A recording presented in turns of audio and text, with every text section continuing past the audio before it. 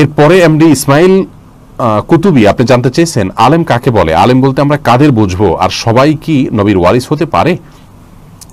ভাই ইসমাইল, আলেম বলতে আমরা বুঝবো তাদেরকে যারা কোরআন এবং হাদিসের অগাধ নলেজ রাখেন এবং তার নলেজ অনুযায়ী তিনি আমল করেন। আলেমের সংজ্ঞা নিয়ে অনেক ইমামগণ, অনেক সালাফ, অনেক পূর্বসূরীরা অনেক রকমের সংজ্ঞা দিয়েছেন।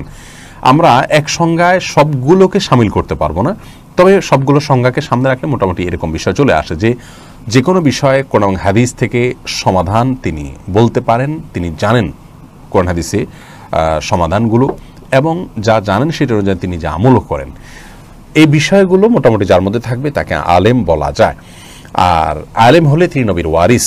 এক্ষেত্রে আপনার আমরা ভাগ করার কোনো সুযোগ নেই যে অমুকপন্থী আলেম হইতে হবে, তমুকপন্থী আলেম হইতে হবে, অমুক চিন্তার আলেম হলে তিনি নবী ওয়ারিস না।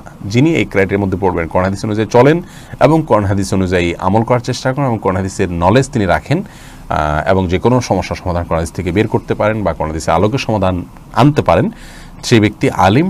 তিনি যদি কোনো বিচ্ছিন্ন বিষয়ে ভুল পথ এবং মতের উপরে থাকেন তারপরেও তিনি আলেম থাকবেন। হ্যাঁ, যদি ইমান থেকে খারিজ হওয়ার মতো বিষয় থাকে, আল্লাহ মাফ করুন, তাহলে তো ভিন্ন কথা, তাহলে সে মুসলমানই না, আলেম হওয়া তো দূরের কথা।